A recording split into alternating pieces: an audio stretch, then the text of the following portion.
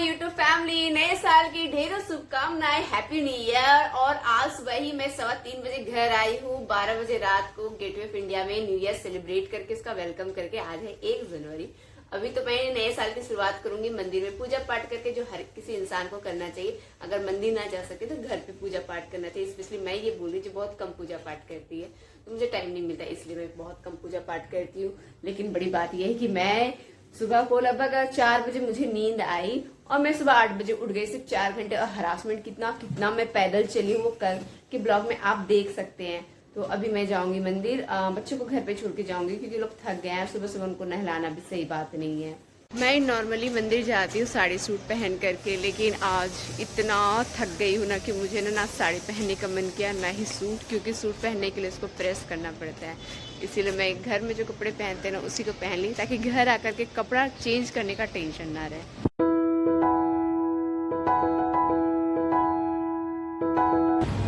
अभी इसका फूल बनाइएगा, बेलपत्र डाल दिए, बेलपत्र भैया दूध डाल दिए मैडम। दूध कहाँ से?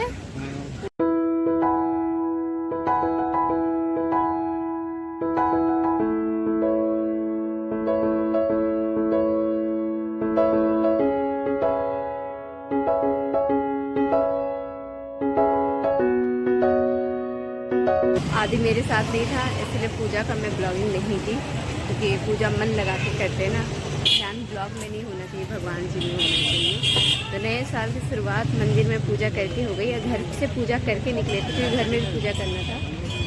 तो चढ़ा दीजिए।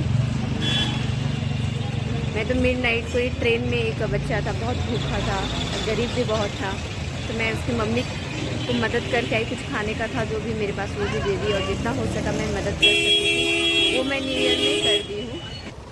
आज मज़ा आ रहा है, नया साल का पहला दिन है लेकिन अच्छा फील हो रहा है। पूरा दिन ये तो होना ही था, आखिर रात भर जगे हैं, तो हुआ यही कि लंच करने के बाद हम लोग सो गए अपनी नींद पूरी करने के लिए।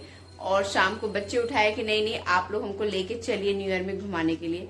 तो जो कपड़े पहने थे बस वही कपड़े मैं पहनी हूँ, और बच्चों को लेकर के जा रही हूँ बाहर उन लोगों को घुमाने के लिए। तो चलो बच्चा पार्टी घूम लेते हैं।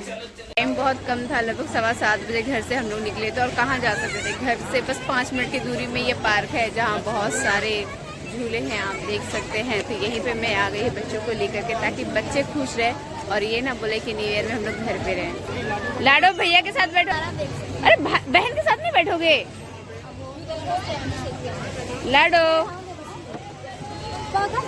ये दोनों भाई बहन अकेले बैठे हैं क्योंकि आदि को बैठना है पीछे और लाडो को बैठना है बीच में। 20 दिन पहले हम यहीं आए थे ना, इसी जगह बैठे थे, याद है?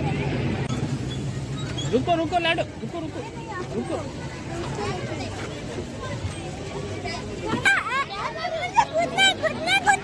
जाइए इसको जंप करवा दीजिए।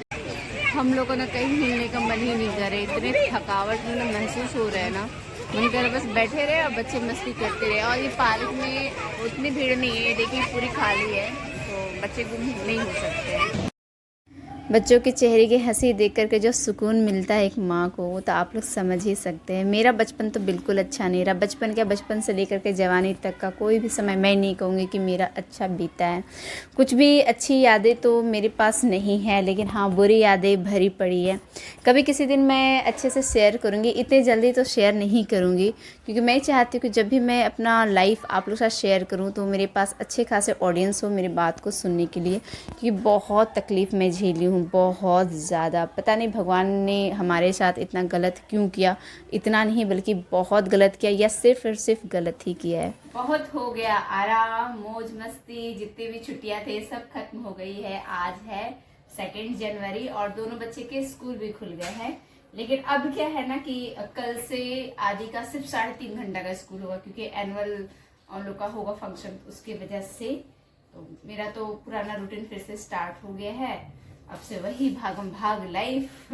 मुझे इस दौरान अपने लिए कुछ टाइम मिल गया था, कुछ एक्स्ट्रा कुछ करने को, तो वो मैं कर रही थी, कह रही थी ना कुछ मैं अभी रिसर्च कर रही, स्टडी कर रही हूँ। तो अब तो हो जा रहा है बिजी शेड्यूल, और मोबाइल पे ही मेरा ज़्यादातर काम होता है, तो इसलिए मेरे आंखों के नीचे हल्के हल्के डार्क सर्कल हो गए, पहले से ही थे, पहले से मतलब क्या 2-3 महीने से ज़्यादा है। अगर मुझे 2 ऑप्शन दिया जाए कि आराम भरी ज़िंदगी चाहिए ये भागम भाग लाइफ, तो मुझे नहीं भागम भाग लाइफ ही अच्छी लगती है। इसमें बहुत पैदल चलने को मिलता है और बार बार बाहर घर से निकलने का मौका मिलता है।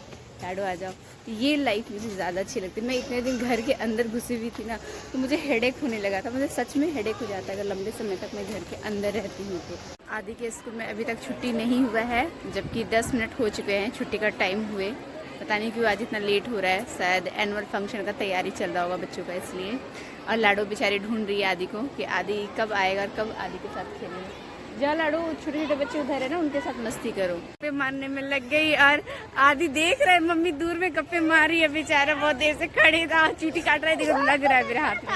मैं टॉप फ्लोर से ही देख रहा था, आपको बातें कर रहे, मेरे को देख भी नहीं रहे। और जब मैं ग्राउंड फ्लोर से उधर देखा ना खिड़की में, लगता है मुझे देख रहे। और जब इधर देखा हम नहीं देखे। तो अरे हम गप्पे मारने में लग गए थे। तो ज्यादा ही गप्पे क्यों मार रहे? तुम्हारे स्कूल के बारे में ही गप्पे मार रहे थे।